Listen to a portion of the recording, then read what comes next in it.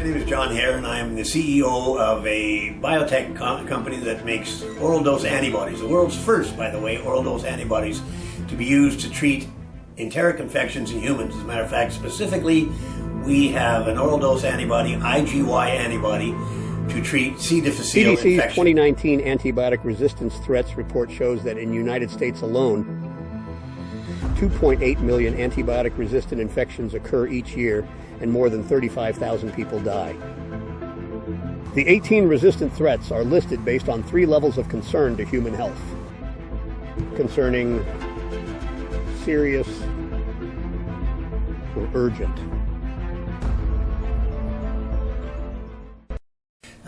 We are now in a phase 2 clinical trial to treat a bacterial infection called C. difficile. C. difficile infects probably 500,000 North Americans every year, kills probably about 30,000 of them, so a pretty high mortality rate. Our treatment so far has been better than anything else out there as far as the standard of care, which right now is an antibiotic treatment, and we're seeing efficacy of about 94%. In other words, out of 130 patients we've done so far, 94% of them have gotten back to full health.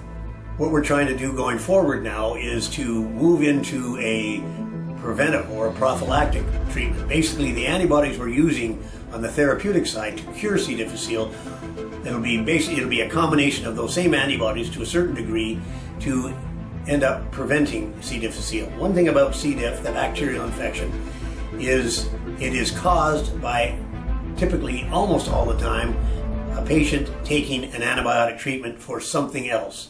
In other words, you go into the hospital and you've got to have a knee surgery. So apparently 50% of all patients in the hospital are getting antibiotic treatments on a regular basis because they're using those antibiotics to prevent infection from the actual surgical procedure. So, unfortunately, what happens when you take that antibiotic treatment for preventing infection on your knee, it will also, because antibiotics are what they call broad spectrum, it knocks out bacteria. Well, you have a gut full of bacteria that'll also be affected. And all of a sudden, now you've got what they call dysbiosis in your gut. In other words, bad bacteria that is now overgrowing. And one of those bad bacteria that really gets out of control when you've had an antibiotic treatment in a hospital is called C. difficile. C. difficile resides in hospitals. That's where it's most prevalent. You come in contact after you've had an antibiotic treatment, all of a sudden you're totally susceptible. C. diff grows out of control, and now you've got profuse diarrhea, all kinds of other problems that go along with that, even to the point of death in about 6% of cases, which is a pretty high mortality rate. In our case, we have an actual therapeutic treatment that is working very well. Like I said, 94% success. But we're now pivoting to go towards the preventive side. Because one of the biggest problems with C. diff is, first of all, most people, the general population, probably 70% of them, have never heard of C. difficile. Matter of fact, on the other side of it, anybody that's working in healthcare, they've all heard of C. difficile. The unfortunate problem is, in most cases, when you get it, that's the first you've ever heard of it. So there's a stress anxiety situation when you get C. difficile or that diagnosis. You don't know what you're in for. They tell you we're going to give you an antibiotic treatment that will probably work, and your experience with antibiotics is probably pretty good. You've had ear infections, I'm sure, or other infections that you get an antibiotic treatment, and guess what? That fixes your ear infection. Unfortunately, with C. difficile, when you get the standard of care antibiotic treatment that they have now, which is an antibiotic called vancomycin and another one called fidaxomicin, one of the two, they work to cure you completely in about 60 to 70% of the time. In other words, in 30 or 40% of the time, they don't work. As a matter of fact, what happens, you'll take that antibiotic treatment, and remember, you got sick because of an antibiotic treatment to begin with. You take another antibiotic treatment to cure you from C. diff, and like I said, it works 60% of the time or 70% of the time. The other times, you get what they call recurrent C. diff infection. In other words, you get better for a couple of weeks, and you think you've gotten over it. The next thing you know, you're sick again. And why that happens, C. difficile is a gram-positive spore-forming bacteria. And what that spore-forming bacteria means is You've got the bacteria itself, and it has these little spores that it gives off. The antibiotic that you're taking to treat yourself is the vancomycin or fidaxomicin, will knock out the bacteria itself, but doesn't do anything against those spores. So now, for 2 weeks after you've taken the antibiotic, you feel better, you're feeling good. Next thing you know, those spores germinate, and you're back to being sick again. And recurrent C. diff happens pretty regularly. Like I said, 30 to 40% of patients who get an initial case also end up getting second, third, and even 4 and 5, and sometimes up to 7 or 8, or who knows how many reinfections with C. difficile. Obviously, you don't want to get in that position. So we have a therapeutic treatment that works better on the therapy side, but from the business point of view, having a cure doesn't seem to be generating basically enough revenue for people to want to invest in, which is kind of a bad situation, but unfortunately that is a fact. There are no new antibiotics or antimicrobials being developed because pharma, who would normally be the ones to invest in that, don't see the long-term benefit of it. As a matter of fact, Big Pharma has invested in vaccines against C. difficile, and notably Pfizer, which you know, and another company called Sanofi Pasteur, a French company, have both tried to get a vaccine developed they could then vaccinate specific people or whoever, targeted people, to hopefully prevent them from getting C. diff if they come in contact with that bacteria. Unfortunately, in both of those cases, they have failed to reach their endpoints, and they've canceled the treatment of the vaccine development. So, and everybody knows about vaccines. COVID's probably the best way of relating to a vaccine. Vaccine is supposed to stimulate your immune system to produce antibodies that will then protect you against whatever bacteria or virus you're trying to protect against. In the case of the C. diff, Pfizer and Sanofi were producing antibodies with a vaccine that theoretically was going to be able to stop you from getting infected when that happened. The only problem with that is, those are systemic vaccines. In other words, they'll produce antibodies in your bloodstream, but bacteria infection is in your gut, that C. diff bacteria infection. In our case, we've figured out that, okay, we can cure that bacterial infection in your gut, but guess what? We can probably just as easily, and even not better, prevent it initially. So the logic being two things, and this is from the investor point of view, and again, this is what we're talking about. You have to have an exit strategy, and so pharma will eventually buy us out when they see that we've got something that they can make money on a long-term basis with. And that's why vaccines are so lucrative. Pharma sees them as something you can keep year after year vaccinating people, and it generates revenue for a long period of time. Whereas a therapeutic treatment, for C. difficile, for example, the patient's cured, generates whatever revenue for that one period of time, and that's the end of it. So preventing C. diff, now you don't even have patients, if you think about it. There's no patients for a preventive treatment. It's everybody is a potential patient, especially anybody who's taken an antibiotic treatment. So in our case, our strategy is to start with what they call recurrent C. diff. And I mentioned that earlier. You can get C. diff, think you get better, get C. diff again because of the spores germinating, and that can go on many times. There are a couple of companies that have targeted that only as a treatment. In other words, their goal is to prevent recurrence. And they are using what is a derivative of what they call FMT, fecal microbiota transplant technology.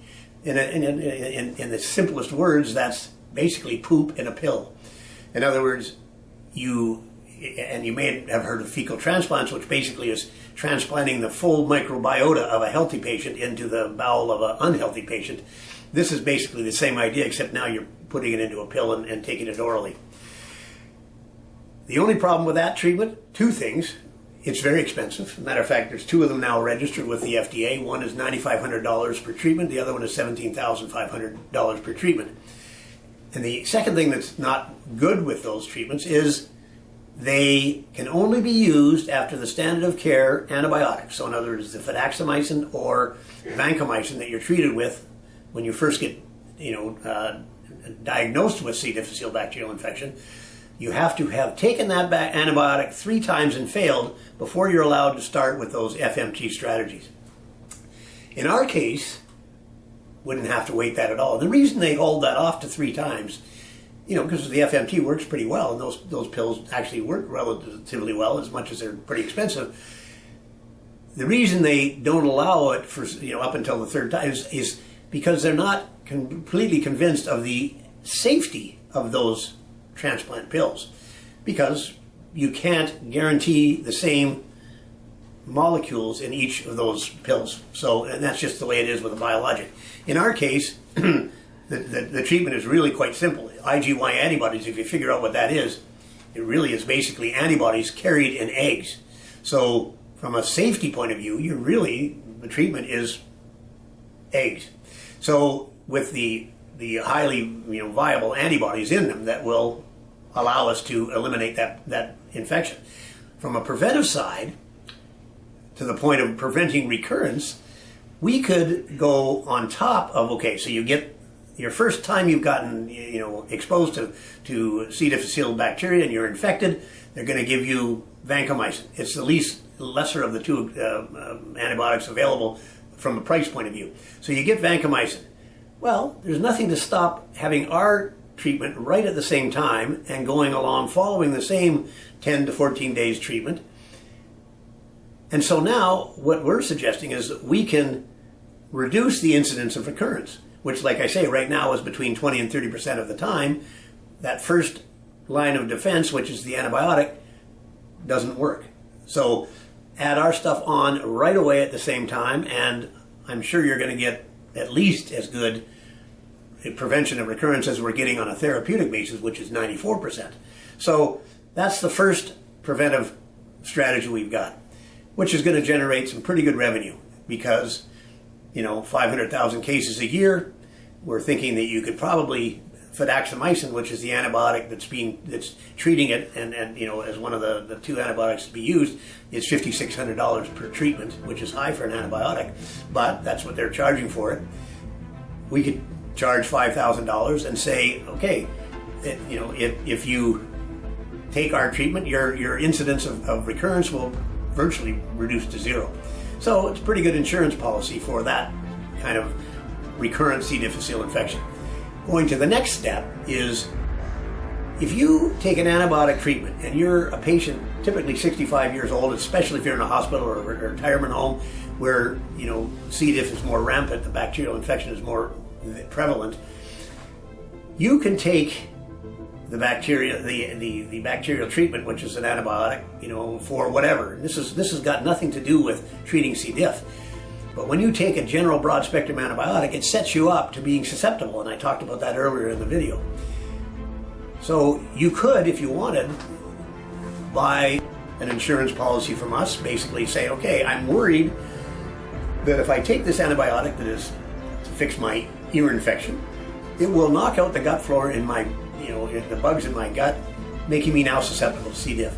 If I take this oral IgY antibody alongside of that initial antibiotic, it will prevent me, if I do come in contact with that C. diff spore or bacteria, from having those bacteria or spores germinating to the point of causing the infection in the first place. So that's another whole market area. And basically, just in the from a hospital point of view, which is probably 50% of C. diff cases are hospital acquired. Matter of fact, it's the #1 hospital acquired infection right now in the United States. If you just do the math and the numbers, there's 900,000 hospital beds. If you basically gave everybody in that hospital an egg a day to prevent them from getting C. difficile, you would reduce that hospital acquired area of infection hugely. As a matter of fact, they say if a patient acquires C. difficile in a hospital, the cost to treat that patient in the hospital goes up about anywhere from $15,000 to $25,000 extra. And the reason being is it's highly contagious. You quarantine the patients, you're gowning up, gowning down to go in and out of their rooms. It's messy, profuse diarrhea, a lot of problems in taking care of the patients themselves. So obviously better if you could eliminate the problem altogether. And really, on the payback side, from the cost at that $20,000 to $25,000 per patient per case, versus what it would cost to literally give every single person in that hospital a preventive treatment, it's about a 2-to-1 payback. So And just in the U.S. market alone would be about a $3.5 billion annual benefit. So you've got the original treatment that we've now perfected. We're not finished our phase 2 clinical trial, but we're getting 94% success on over 130 patients so far. That's the therapeutic treatment. That will generate revenue, there's no question. Part of the problem we've got with that is, the system is geared, everybody thinks bacterial infection, antibiotic treatment. So, obviously we'd have to get people aware of what we're doing and try to, get our product used before the antibiotic was automatically prescribed. Now, from a preventive point of view, on the first side, which I said was preventing recurrence, again, half a million cases a year that people get infected. If you could charge $5,000 per patient to not get reinfected right away, that's $2.5 billion. Now going to the next one, which is preventing it in the hospitals alone, that's, I estimated, about $3.5 billion annually. And that's leaving out the community acquired, which is another thing altogether. Obviously we'll take some education of the actual patients or potential patients. Is you're going to go take a broad spectrum antibiotic for whatever reason. Funny enough, normally those antibiotics come with a sheet saying how many you take every day, for your ear infection, but it also usually gives a warning. This antibiotic may cause C. difficile infection. Well, so it's actually there, but they don't ever give you, an explanation as to how to prevent getting that. So you take the antibiotic, not even knowing pretty much anything about what C. diff is or the problems that it could cause you.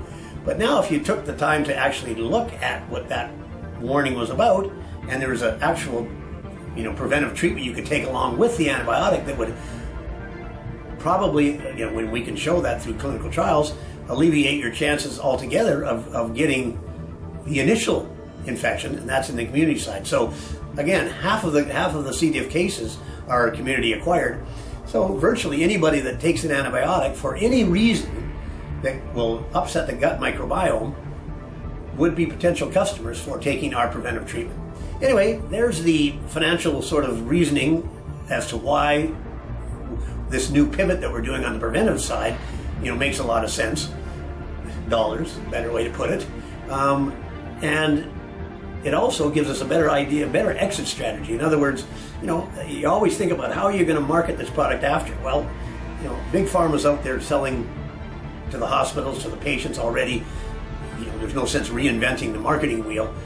Obviously, they would be the people you would want to sell to. Now, all of a sudden, look at the revenue streams they've got, and it's an ongoing revenue stream, and that's really what they're looking for. I hate to say it, cures are really not in their purview because it doesn't generate long-term revenue, and it's not their fault. I mean, why would any business, I don't care what industry you're in, choose a direction that isn't going to give them a payback on their investment? And in pharma, it takes a lot of money to get these trials completed. They say between $1 and $3 billion a year. $1 and $3 billion in 10 to 15 years to actually bring that drug to market. So they're certainly not going to bring drugs that don't pay back. So that's why they look at long-term, ongoing revenue potential drugs that they're ready to support. So we're doing this pivot for a reason, because obviously we know we've got the better mousetrap. We just have to figure out how it's going to fit into the overall healthcare stream, and I think this is the way we can certainly look at it. Anyway, it's a long video. I hope you spend some time sort of learning what I'm trying to say. If you have any questions, you can contact me at any time. And thanks for listening, and stay healthy.